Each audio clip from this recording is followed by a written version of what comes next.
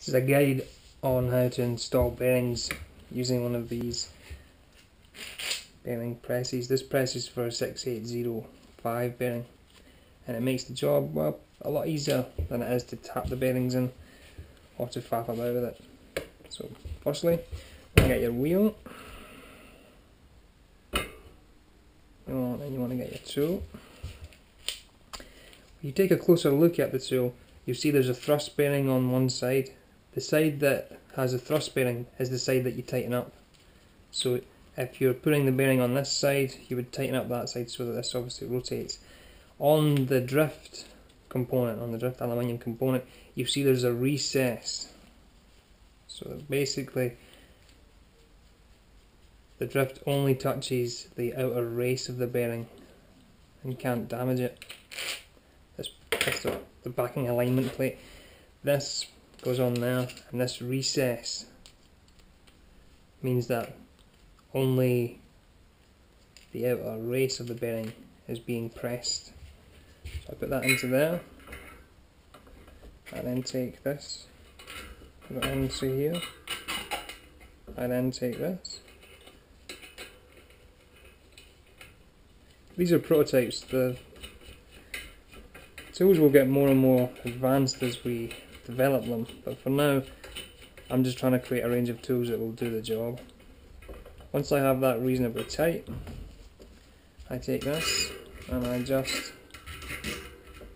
normally you'll get away with just clamping this side with your hand and then rotating that into place. Once I feel that it's starting to bite, then I know it's time to slacken everything off. You saw how easy it went in. As soon as it started to bite, as soon as there was a bit more pressure, I knew it was time just to remove this. Once I get this out of the way,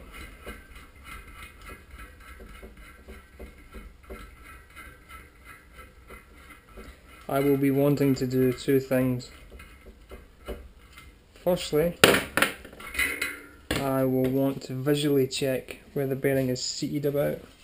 Come to the back of it, have a look and make sure it's sitting flush. Then I'll want to put my fingers into the bearing and rotate them. I can feel the bearing's nice and smooth, there's no notchiness, it's as it should be. Next we'll do the other side. If I put that back there again. Take this. Feed it into here. Backing plate on this side.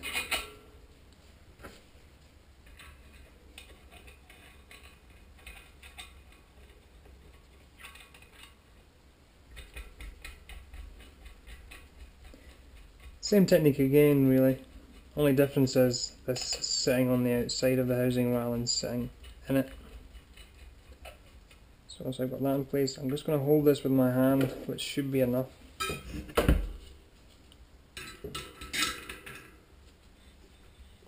And just rotate it in. You can see how easy this is to do, and there's not really any chance of you damaging the bearings.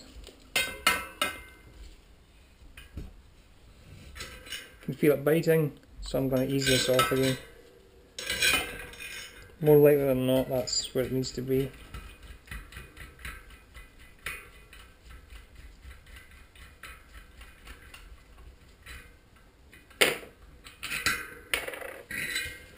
Once again, I'll visually check it, make sure it's sitting nice and flush, and then I'll manually rotate it. Both of these bearings are working fine.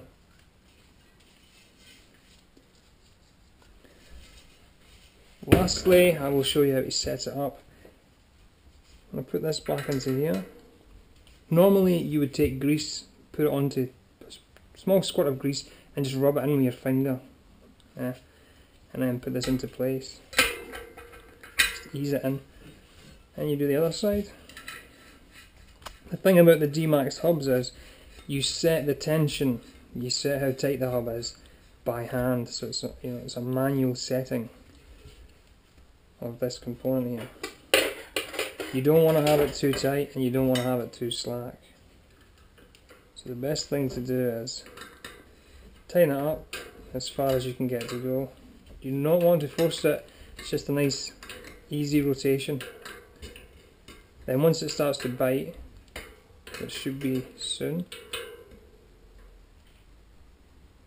once it starts to bite, have a feel of it. That's a little bit too tight. I can hear and I can feel it's a wee bit gritty.